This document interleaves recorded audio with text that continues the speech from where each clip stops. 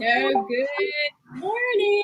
It is September 21st, 2020, and welcome to Savannah Community Headlines Live, a virtual weekly gathering around the water cooler. You can join us here online at the studio by clicking on the link in the comments section below, and we can pull your comments on here. Just type it in and we'll pull it in. So today's show is all about women in leadership, and around the water cooler this morning we have a panel of amazing women leaders here in Savannah. But before we get started, I want you to know that women earn more bachelor's and master's and doctoral degrees in the U.S. than men. And did you know that it has been reported that women control 70% of the household spending? Globally, women hold just 24% of senior leadership positions, and women represent only 4% of CEOs worldwide, globally. And in a study of nearly 22,000 publicly traded organizations worldwide, 60% have no female board members. Anyhow, so good morning. Let's go around the room and everybody. Well, I'm Marjorie Young and with Carriage Train, and I got an email from Courtney. Let's start with Courtney saying, hey, let's get together and get all these amazing women leaders. So let's go around and everybody introduce yourself and say which organization you are with. So let me see. Courtney, where are you? There you are. Hi, everybody. I'm so honored to be here with all these amazing women. I didn't know Lauren was going to be here, and I'm glad to see her face. I am the 2020 president of Buy Local Savannah. I'm super stoked to be here. Awesome. Thank you. Thank you. Let's get Carrie on next. Good morning, everybody. My name's Carrie Ferrara. I'm the chairperson of the Downtown Business Association for 2020 and possibly beyond, who knows. And my daytime job is with the Gaslight Group as the Director of Sales and Marketing. I'm glad to be here. Awesome. Thank you, Carrie. Let's get Lauren on next. Hey. Hey, guys. Lauren Matthews. I am the Campaign Development Manager for the Leukemia and Lymphoma Society here in Savannah. Awesome. Thank you, Lauren. Let's see. Carla Italiano. I love that name. Yes. Hi. Thanks so much. I'm honored to be here. My name is Carla Italiano, and I am the president of the Pooler Lions Club. Awesome. Thanks for being on. Well, I know this face. Hi. Good morning. I am Catalina Garcia Quick, and I am the president and CEO of CIS Savannah, formerly Communities and Schools of Savannah. And I'm also part of the visibility team here with Marjorie. Well, thanks for being on in both capacities. Okay. Jackie, hey. Hi, good morning. Good morning, everybody. Thanks for having me. So I am the president of the Junior League of Savannah for this year. And my daytime job is actually executive director of the Downtown Business Association. So Carrie is my board chair. So if for some reason I start talking about both, that's why. Awesome. Well, welcome. Welcome. Thank you. Thank you. Oh, what a cool lineup we have. And Tanya, there we go. Hey, good morning. Good morning. I'm Tanya Reed, and I am the current president of NAWIC, National Association of Women in Construction for Coastal Georgia. Awesome. Well, thank you for being on. We've got an amazing lineup here. Oh, look. Hey, Mia, good morning to you. Good morning, everybody. Oh, this is such a cool idea, Courtney. And it just seems like in 2020, there seems to be a lot more women in leadership. Do you think that's true? It feels like it is. I could not agree more. I mean, I am sitting here looking at all these women and I'm thinking to myself, wow, what rock stars. And this idea actually originated, I was talking with Jackie and don't worry, I think we left downtown after an announcement of no more St. Patrick's Day for this year. I think we did. And I told Jackie, I said, dang, there's just so many of us. Why are we not all talking together and bouncing ideas off each other and stuff? And then the idea kind of presented itself and with you, and I was like, okay, well, here's the opportunity. We need to do this. And so, I mean, there's a lot more other women out there that are leading too, but these are definitely some rock stars that I thought of right away. Well, you guys are leading your organizations in historic times. And you know, the conversation today, I would like to find out what do your organizations need? How did you get into leadership? And how can we encourage the younger generation of women to take on these wonderful roles? So, you know, let's everybody also talk about what your cause is with each of your nonprofits. And then see what magic happens with the people watching too, because you never know. Like last week, you know, Catalina ended up donating, communities and schools ended up donating some computers to a nonprofit that needed help. So anyhow, Tanya, what do you guys do? What's NAWIC? Okay, so we're a National Association of Women in Construction.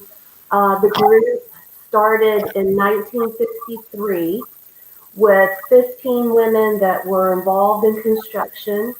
And now we're a national association with 115 chapters across the country. And our core purpose is to strengthen, amplify the success of women in the construction industry. Our mission statement is to commit on champion women to impact, direction in the construction industry. And we do that through education, support, community of women that are in construction and supporting each other in any way that we can. And educating young people about construction, trades that are available for both men and women. You know, that's so important. There probably are a lot less women in construction like that. And how is your organization reaching out to younger women, you know, even high school, trying to get them maybe interested in this career path? One of the things that our local group does is we give a $1,000 scholarship to Savannah Tech student, female student, that is looking to pursue a construction-related job. We also work with the high school. Windsor Forest has a construction program.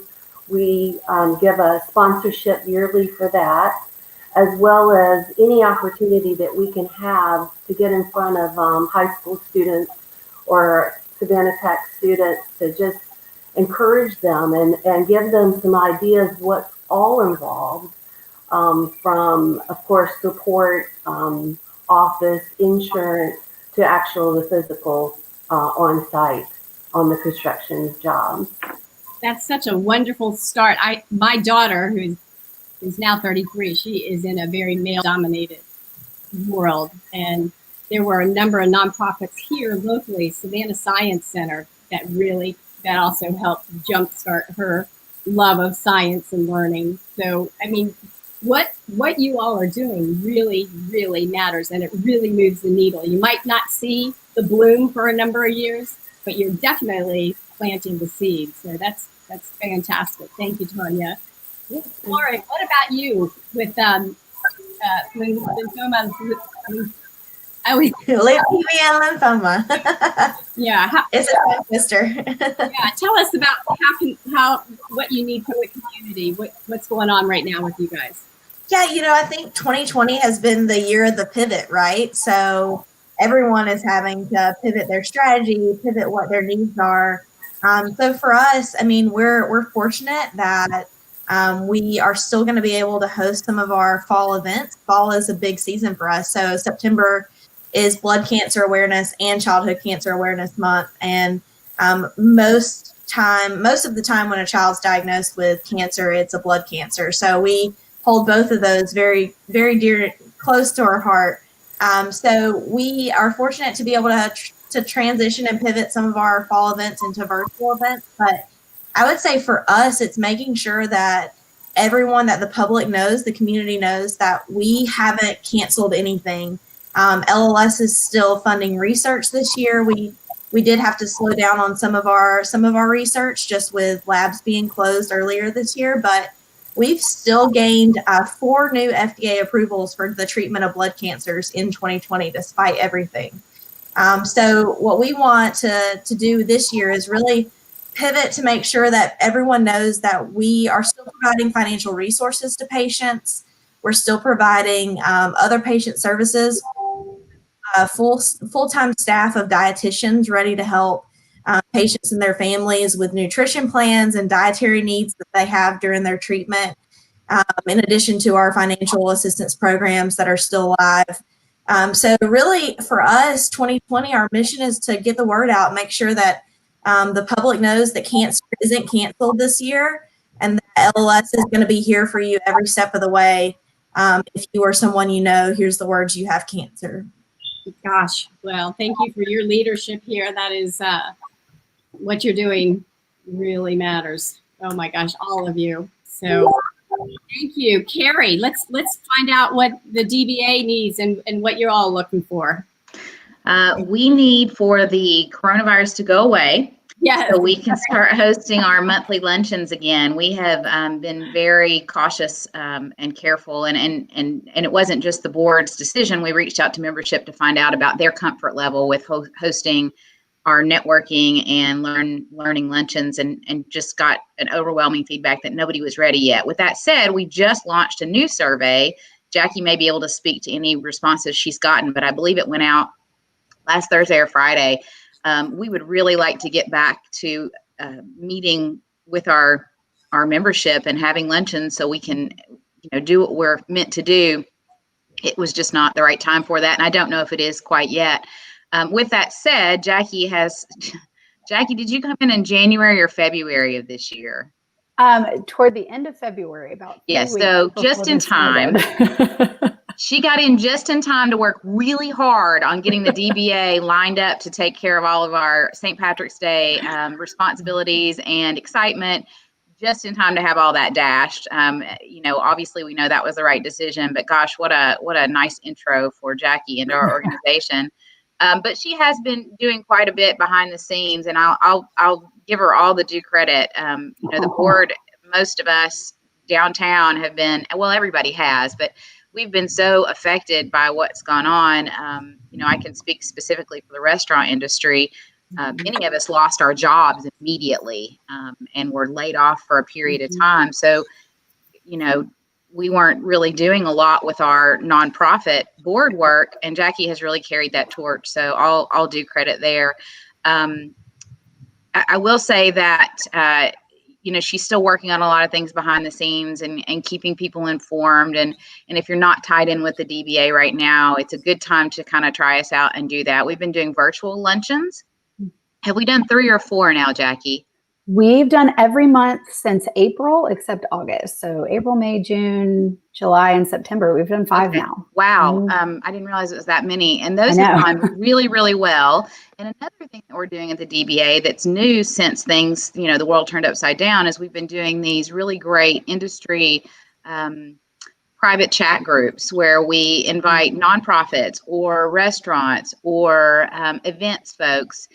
We set up a Zoom, and everybody just kind of comes together and talks about what it's like right now for us, what's going on, what's good, what's bad. And I'll tell you that we think we're staying in touch with each other and getting a lot of good information. But every time I've gone to one of those chats, I've learned something new that was very, very helpful, from tax information that we really needed to CDC guidelines that had changed the night before and we didn't know about it. So those have been wonderful. And the way that folks can find out about those is simply to just get on our mailing list through the DBA, watch our Facebook page, and know that we're still working for you out there and keeping the Downtown Business Association going. Carrie, how many members do you have? Jackie, where are we? With 198 businesses. And that actually has not dipped very much. In fact, we've got some new members. Yay! We love new members. We've had 7 new members in the last couple of weeks. So, and that's all. I know Courtney and Jackie have been safely out downtown. I don't know what that was.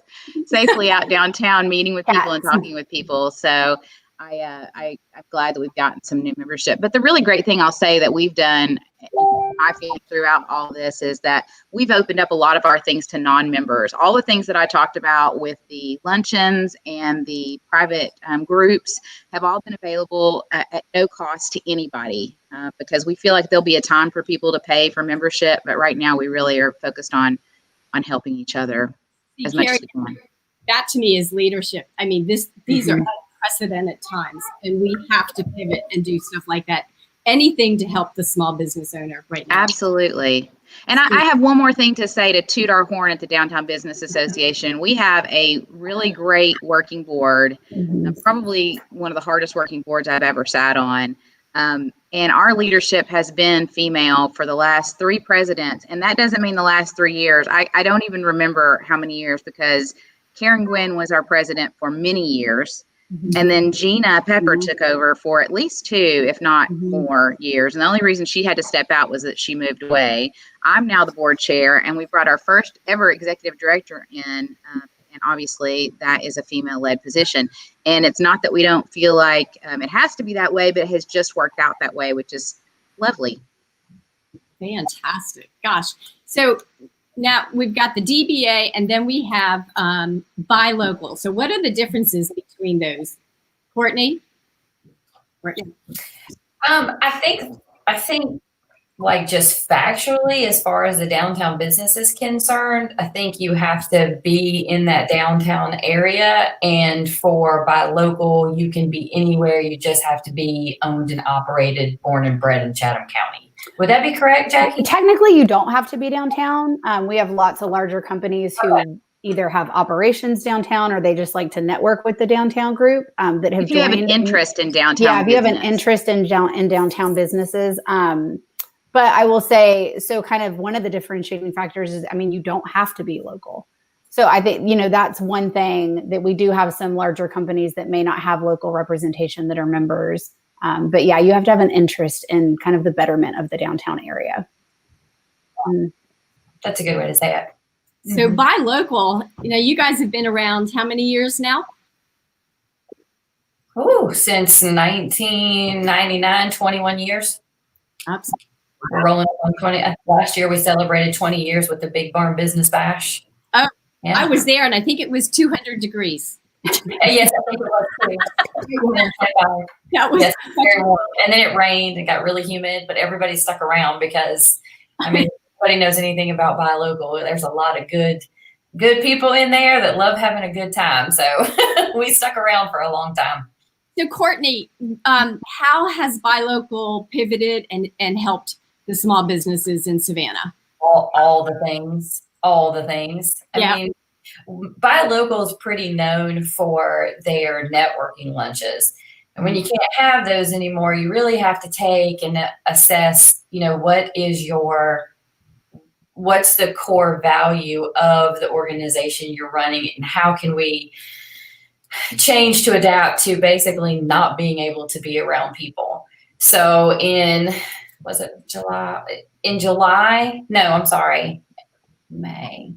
June, we hosted our first ever virtual lunch with Mark Butler, and we had never done that before.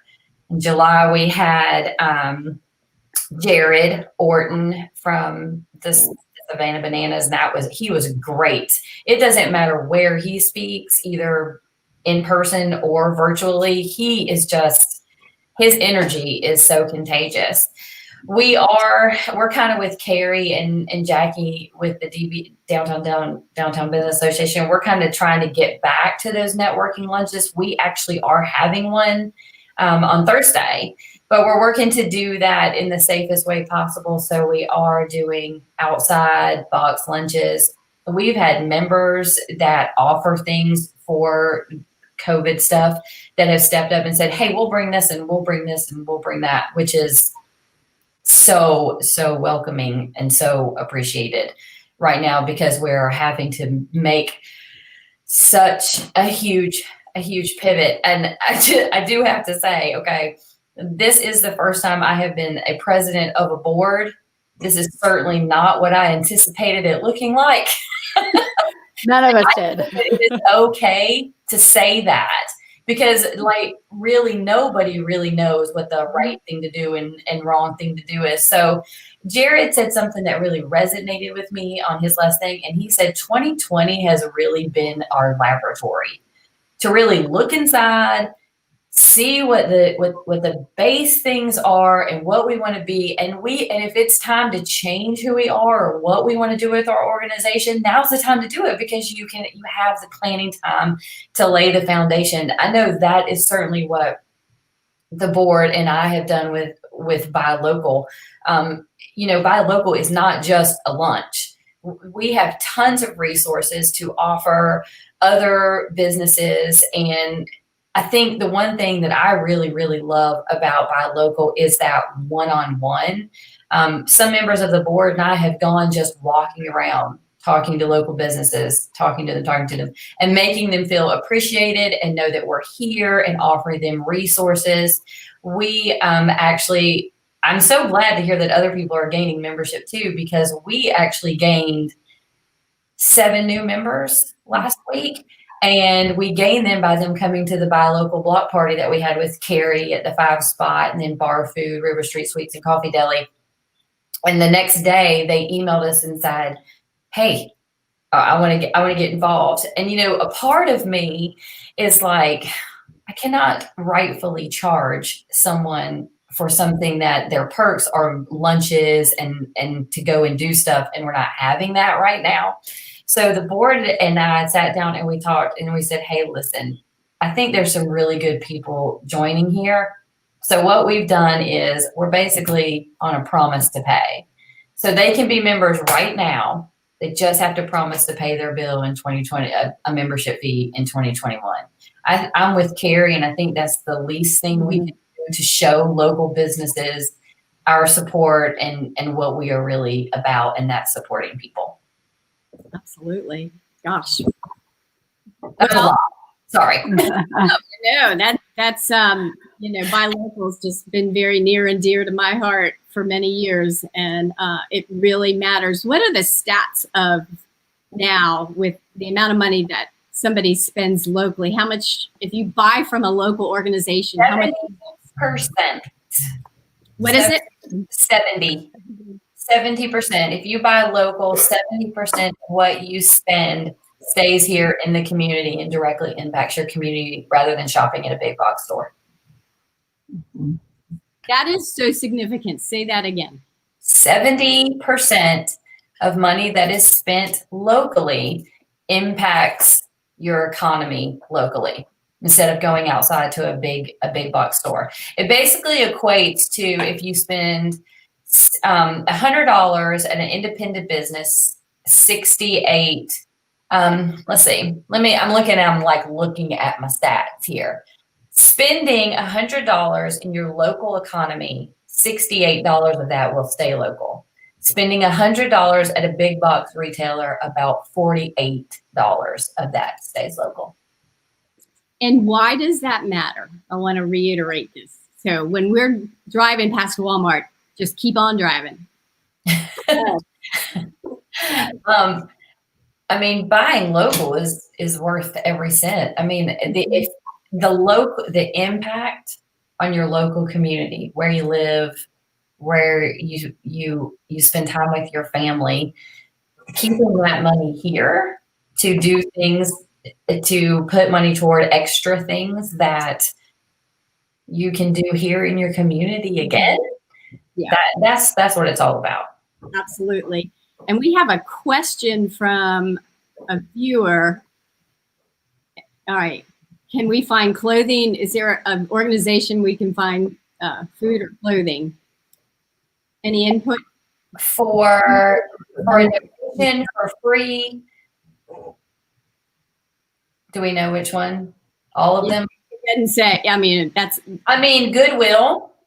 They Mhm. have tons of stuff. Well, Goodwill not only has clothing, but along the lines of buy local and helping out your community. When you shop at Goodwill and you purchase, whether it be clothing or household items there, their workforce programs really work to bring, they take that money that is spent here and use it to train workforce and people with disabilities and such coming into, in our community already. They also do a lot of work with our local schools and local nonprofits, communities and schools. We had a partnership with them and still do have a partnership with them to where if you donate items and you complete a little form and designate communities and schools or another nonprofit, any nonprofit, with as the recipient, they will convert those donations into dollars, and they turn into vouchers that, for example, we would give them back to the social workers to provide assistance to households in need. So again, that buy local, you're not only shopping and helping a nonprofit with their program, but they are turning around and reinvesting that money right back into the community. Yep. And as far as food as well, Marjorie, I was going to share, there are food banks in the area. I know there's Loaves and Fishes. There is the Second Harvest Food Bank. These are organizations that we as a Lions Club are very involved with and volunteer with. And also the Farmers to Families program from the USDA has provided free boxes of fresh fruits and vegetables to different communities. And we as a Lions Club have brought them into our community. In fact, just this past weekend, we had a big semi-truck load arrived. Back in July, we had another one, and we do plan next month to bring more. So watch for those opportunities as well if you do have a need for food. Yeah, and I'd love for Mary Jane, I see she's commenting on here. I'd love for you to click on that link and talk about your organization, another nonprofit led by another great woman. If you can log on, Mary Jane, we can pull you on. So, right there. Okay, there's the Lions Cooler. Is that yours? Yes. Okay, awesome. So tell us about the Lions Club. Absolutely. Thanks so much, Marjorie. And how much fun is this to be on here with all these amazing women? So the Lions Club internationally has been around since 1917. And our mission is to serve. We serve is our motto. Here in Pooler, our club is approaching our 10-year anniversary. And, apparently women were not even included as part of the club until 1987. And I say apparently because I didn't realize this at all until I looked into the history. Because stepping in for the first time as a visitor to our Pooler Lions Club, there was a woman president, and we've had a number of women presidents of the club, and men and women represented equally in our leadership. And so we're very much involved together. And during this time, we've definitely made some pivots. COVID has challenged us in many ways. Even from our monthly meetings, we've shifted to Zoom, and we've still continued a Zoom option as more and more people are coming in person to step in and be a part of our in-person club. We still offer the option on Zoom, but also the needs. I think as an organization, when you're clear on your mission and your purpose, then you're going to find a way to fulfill that regardless of what's happening in the world. And for us, that mission is to serve. And so the needs of people don't ever completely go away. They may shift as they have in this time, but there is still a need for people to be served. And so we've shifted some of our resources. We've always been very involved with schools. One of our biggest projects that we focus on is vision. We offer free vision screenings to kids in schools all across Chatham County and in private schools and public schools. And with schools not meeting, we have had a limited opportunity to go into schools, but we are doing the ones that we can. But we realize there's a need for food and for hunger. And so we've really gone into these big opportunities to bring in semi-trucks full of food and distribute them to our communities. We've put on blood drives and as well. And we serve wherever there's a need. As a club, we do have 5 core initiatives. One is hunger. Another one is diabetes, also vision screening, as I mentioned, the environment, and then childhood cancer, actually. And Lauren, I appreciate all that you do there, both because it is a core focus of our organization. And I personally am a mom of a childhood cancer survivor with leukemia, and she's doing great today, but it gives me a deeper appreciation for what you do and for that part of our mission as a Lions Club. Gosh. Wow. So that is so, all right. There's such a common theme here of women working hard, leading our community. I guess the next question is, how do you guys balance all your time? Here's $1 million question. I mean, I don't know. Well,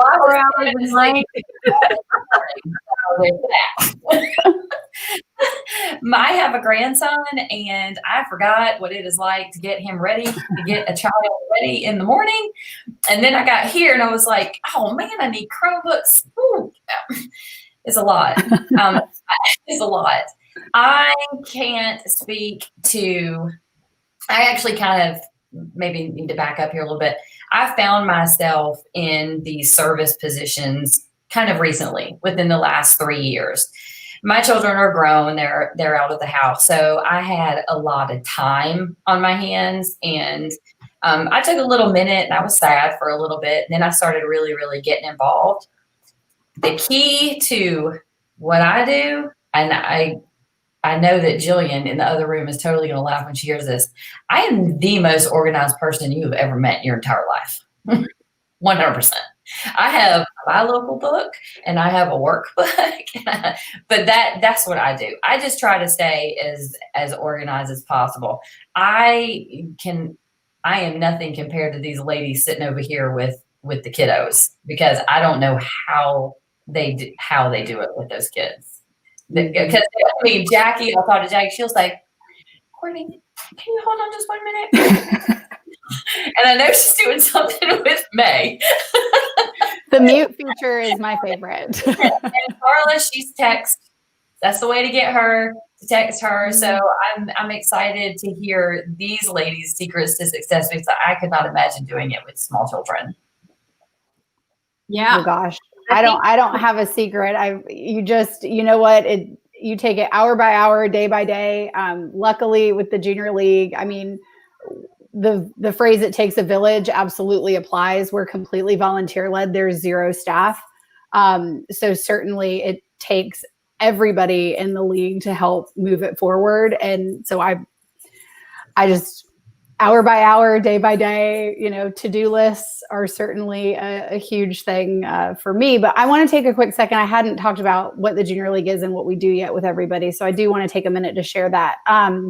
Officially, the Junior League of Savannah, like I said, is completely volunteer-run organization, and we're a group of women committed to promoting volunteerism, developing the potential of women, and improving communities through effective action and leadership of trained volunteers, which basically kind of boils down to, women in the community can join our organization. They can develop themselves, learn more, whether it's a skill, a specific skill, like how to use Google Drive or a certain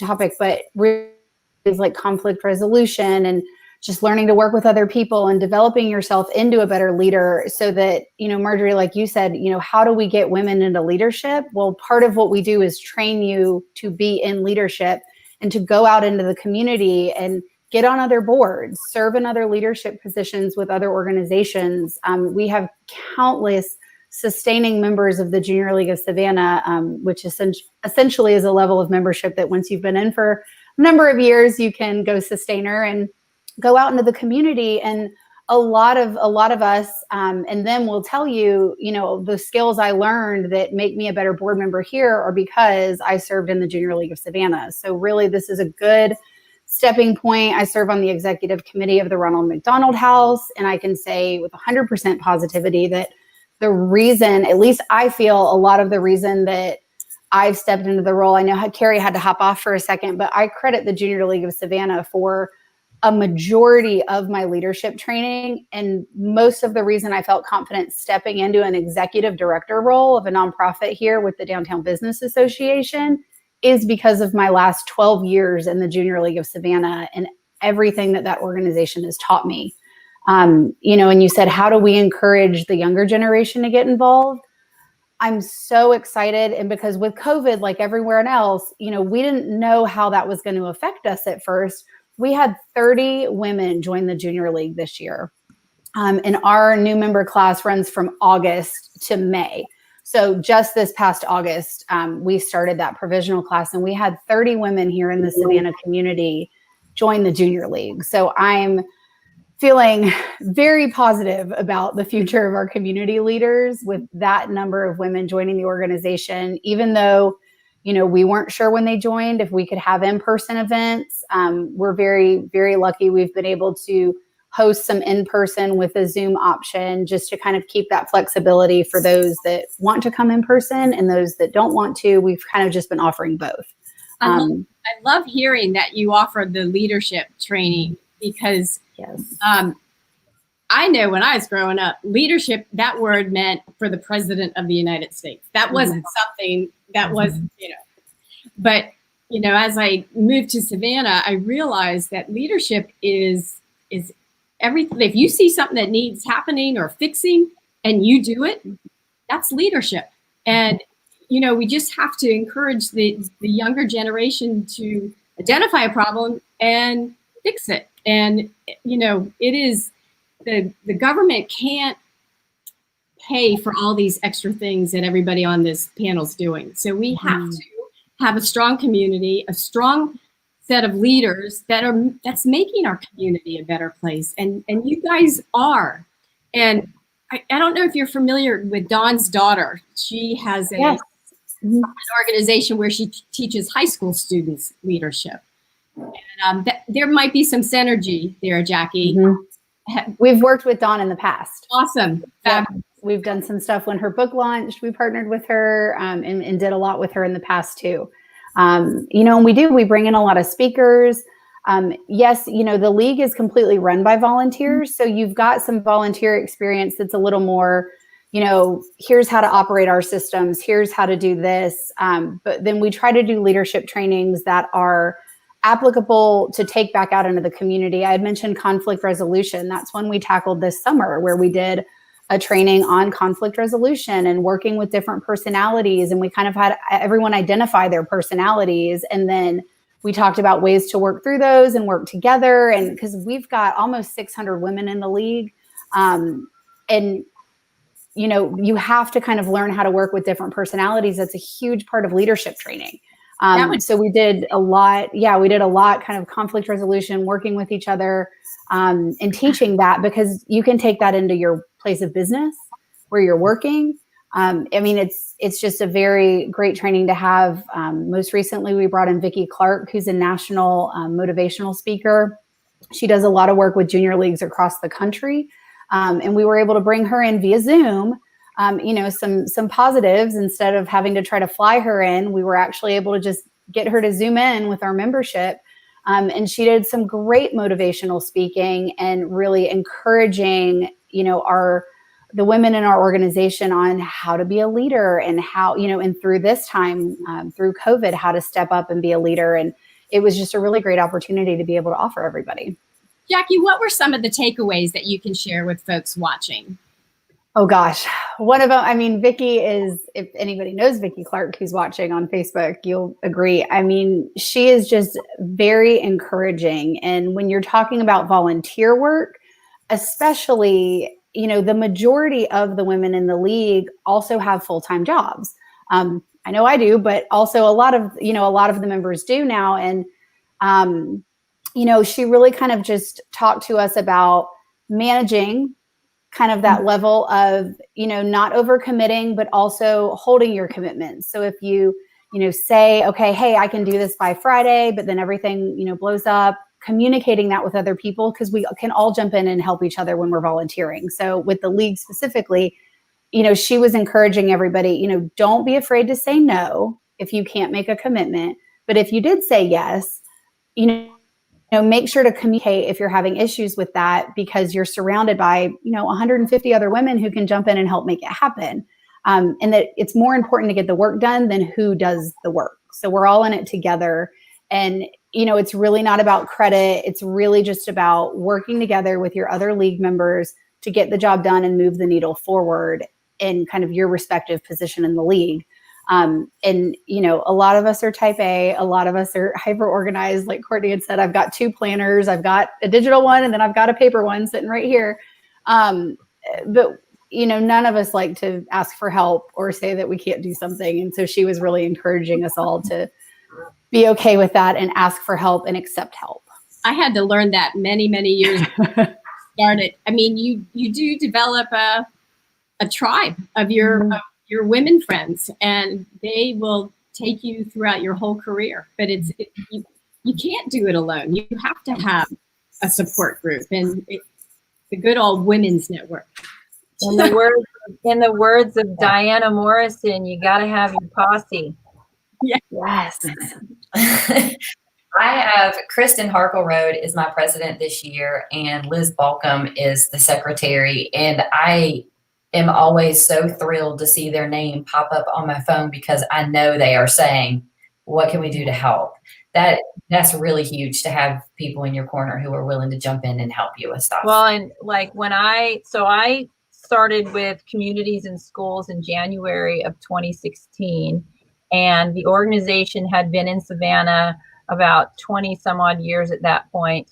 And most people remember it as the Corporate Academy or the Burger King Academy from back in the day. And, at the time it was Alex Salguero, he's with Burger King. Burger King had a grant and they brought it here to Savannah. They brought the program here, and it was really to help high school students. It was sort of to scoop them up if they were on the verge of dropping out, or if they had dropped out, if we could get them back just so that they could get their high school diploma.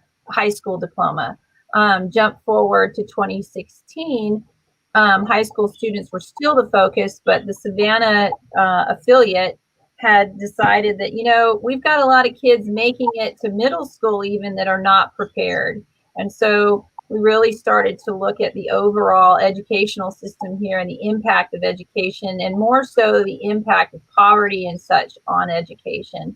And what we found is, if a child isn't reading at grade level by the 3rd grade, they're more likely to feed like the prison pipeline and experience a significant number of barriers throughout their lives. So when I came on board, the organization had kind of been dormant for a little bit. There was a group of people here. It was actually Deb Thompson she was at WSAV at the time, who kind of put out a call to say, look, we need somebody to come in and help us with this organization. And they picked me, or I picked them, whichever way you want to swing it. But I basically inherited a box of stuff and a mission, which was to surround students with a community support, empowering them to stay in school and be successful in their lifetime. And I could not have, we had, basically no money in the bank at the time. We had a fantastic program, and we had a bunch of people willing to get out there, roll up their sleeves and help. And there is no way that I could have done my part without my quote unquote posse. Our first signature event, the first person I called was Diana Morrison, and she got on the horn, and we were able to have a significant fundraiser, which allowed us to really catapult our program into the public school system. Now we are in the process of rebranding as just CIS Savannah, and our theme is communities investing in students. And so what we do, we kind of work like a broker, and so what we do is we basically go into the public school system, and we say, all right, school, what are your issues here? You know, what are the top 5 things that you have going on here that are creating barriers for students? And the school will identify that. We do an assessment. The school identifies their needs. And then we go out to the community and we go, okay, community, business owners, nonprofits, resources, and so forth. We need help with X, Y, and Z. What do you got? And we bring those resources into the school to help the overall school population. And then from there, we take it one more. Every student should have a caring adult in their life, whether it be a mentor, a parent, a teacher. You know, teachers have a million things to do. They want to be able to teach, but in our society today, they're working as social workers, they're working as extra parents, they're working as babysitters, they're working as all kinds of things that really is sort of outside of what their intention is. And so we go in and we generally will case manage 10% of the school population is about our average. And we work with them very much like social workers. The object being to assess those students that are higher risk for any type of failure and bring the resources to the table that they need to be successful. And so again, it's that community, you know, hey community, what do you got? I got a kid that needs, it's a computer, it's tutoring, it's mentoring, it's grief counseling, it's whatever it is. And we bring those, and we work across the county and the region to bring resources in this. So whatever's happening outside the classroom doesn't impact inside the classroom. Maybe what we should do is create a monthly get together of women, kind of like the men's executive exchange. And Yes. you said yes, I heard that came really quickly. Yes. All these women here, like Junior League has been, you know, we were the educational partner of the kids. I can't even say it. Kids Fit Fest. Fit Kids Fest. Fit Kids Fest. Yes. Dyslexia here. Kids Fit Fest. For a couple of years there, you know, everybody on this panel, we've either worked with directly or indirectly or through a member or something like that. And I think that's true for everybody. And, you know, I got involved with this organization. I was that kid, you know, I was that kid. If someone had not stopped for me while I was in high school, I would not be here. I mean, I would have been, you know, we were poverty. I'm Hispanic. I had issues at home. I've been on my own since I was 16. And I would have statistically probably had 9 kids by now and been God knows where. But somebody stopped for me and said, what is going on with you? And they helped. And now I'm in the position that I'm in today. And it's only because I always say I get by with a little help from my friends. But That's a good song. you know, it's a fantastic song, but you know, in it, like Diana, you got to have your posse, and I think as organizations, as women, you know, because how should we do it? What would be a good idea? Should we do it on Zoom the first Friday, first Monday of every month? I think that would be awesome. Yeah. Definitely Zoom. Definitely. Lauren said pre-2020, there were several women that represented nonprofits that got together for a monthly lunch brunch. Yeah, we had lunch together every month, and we would sit around a big table. We went to Zoe's kitchen a lot, but we would sit around a big table and just talk about what we needed or what we were looking for, how we could help each other. And we stopped probably like later 2019. We kind of took a little break, but we need to bring that back Lauren, for sure. Let's plan on like what day of the week would be best once a month if we got together, went around the room like in Zoom, and just did the same thing. I think it needs to happen. We could have a virtual lunch bunch. We could all still have each other and just hop on. But yeah, like Safe Shelter and gosh, I'd have to look back at all my emails. There were about 10 of us that got together every month. So the crew is already there. We just got to bring it back. Should we do it? Should we do it by Facebook or Zoom? What do you think? I think it'd be great to do Zoom if you can bring more on. I will volunteer my Zoom platform because you can bring you can bring more folks on, and you're not limited to a small number. Yeah. No, I think it's fantastic. Shout out to RBG. Women belong in places where decisions. Oh my God, I was gonna. Yeah. Mm-hmm. And fight for the things that you believe in, and that's what we do. And I think that a group like this and a luncheon like that, we all. The one thing I love about the business community here, the nonprofit community here, is the ability to network, and the fact that you can literally pick up the phone and go, "Hey, Jackie, I got this and I need that. Do you have it, or do you know someone?" And she might be like, "No, but hey, I know Courtney, or I know Lauren, I know," and it worked. And next thing you know, stuff is done.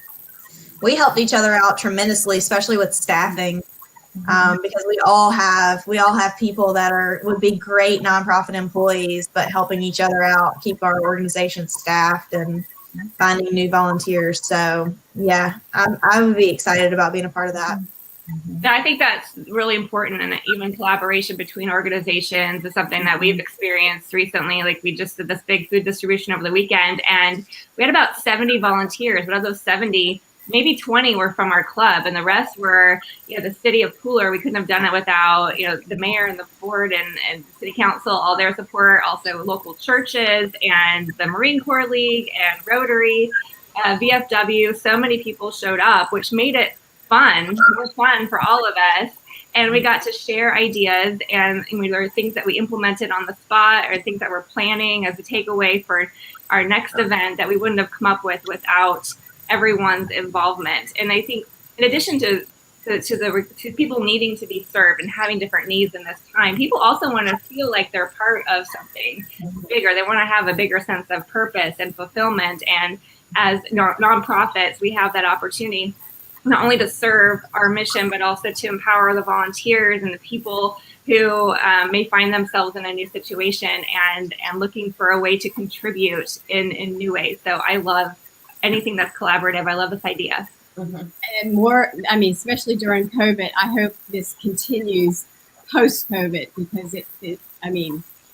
this is making our community so much. It was strong, but we are making it stronger. And I think that's an interesting point, Marjorie, is, we communicated quite a bit among ourselves before COVID, but I feel like COVID has increased the communication in our community and built a lot of bridges that we didn't have before. We knew each other on the periphery, but a lot of us hadn't sat on panels together. And we've been forced to take a break and slow down and actually speak with one another and communicate on a level. So, and I find that in my family as well. So I'm going to say that's been a positive for me, and I'll take any positive I can find right now. So go ahead. Marjorie, our new NAGWIC year starts October. We run from October to September.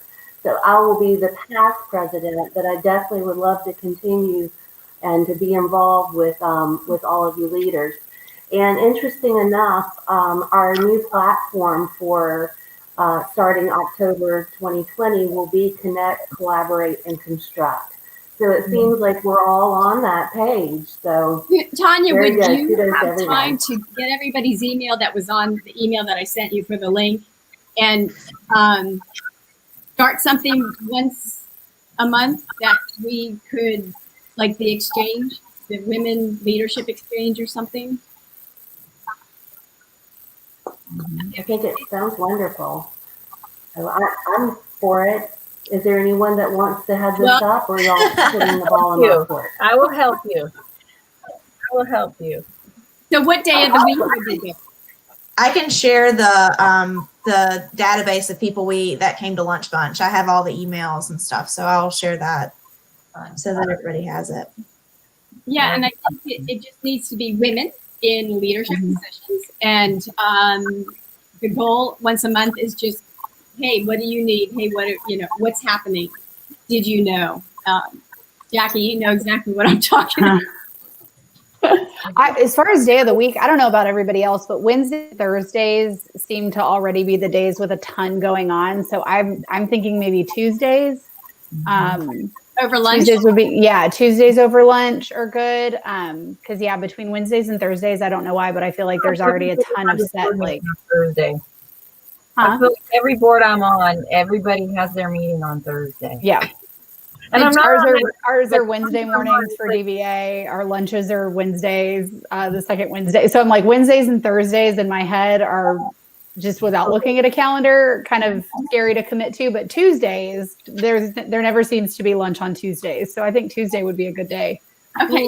I have the fourth Tuesday of every month is our NAWIC meeting. So any other week of the month would work. Okay. Maybe like the second Tuesday? Yeah, let's look at the second Tuesday. Second Tuesday, I think would be good. And then I'm happy if this is like a Facebook group that we like a private Facebook group that y'all start and you want to throw me on as an admin or a moderator, I'm happy to help with it as well.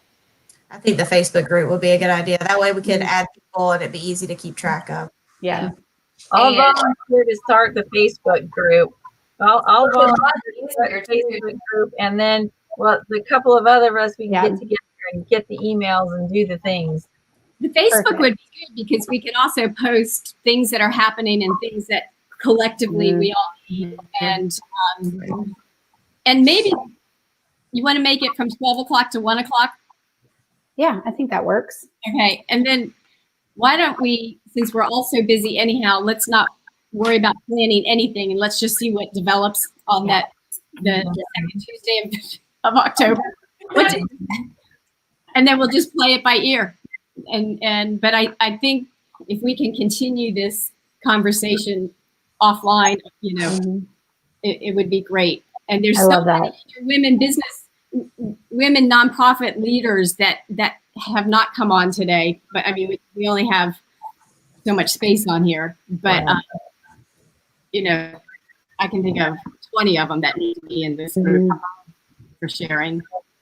Carrie, Elaine's really good. That's a good idea too. Yeah. Aileen is a good one. We should add to that nonprofit group. She's with Komen. She would be great. She has a ton of nonprofit experience too. For anybody new who needs some mentorship, I'm volunteering her. She'd love that. Anybody new who needs mentorship as far as females in nonprofit leadership, she would be excellent. Do you guys, have you heard of I Volunteer International? I just want to make sure this organization is on your radar. No.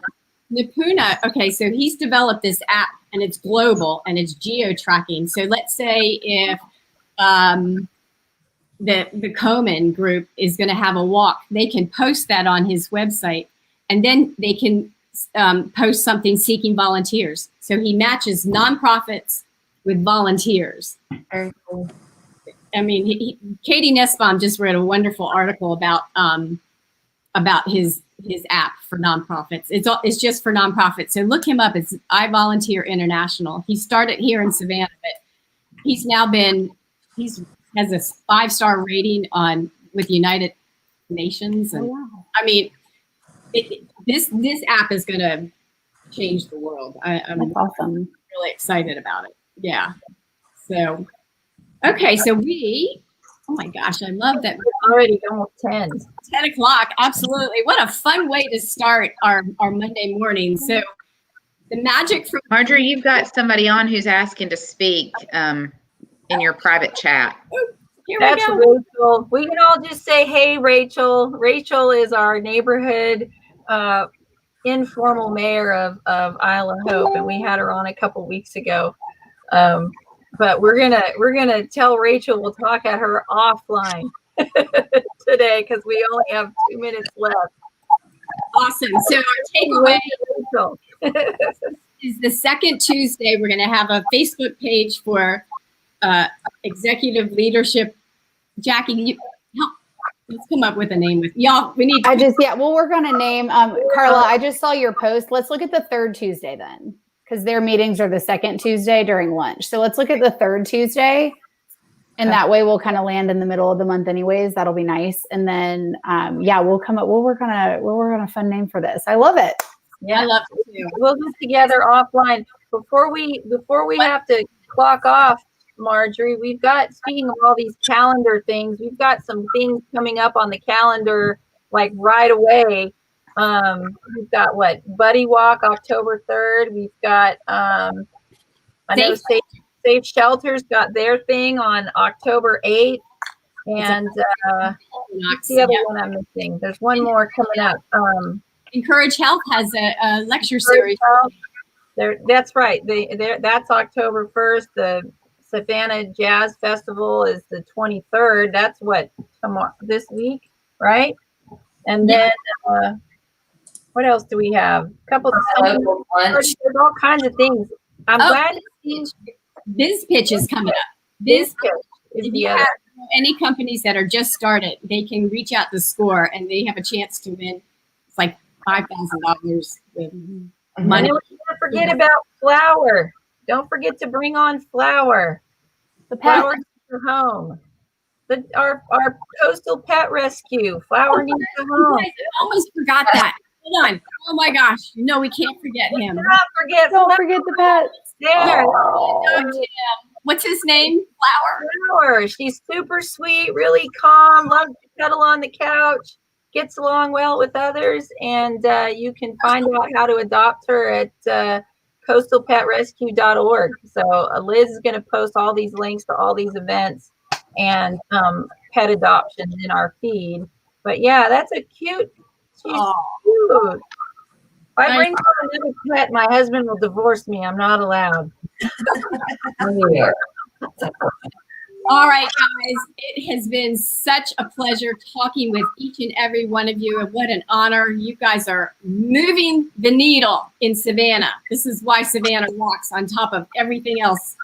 So keep up the great work. We will connect with a new networking group that we can all be on the same platform, and we'll stay in touch. Okay, guys. Thank you. Thank you. Have a good Thank day, you for everybody. having us. Have a great day, everybody. Thanks, Bye.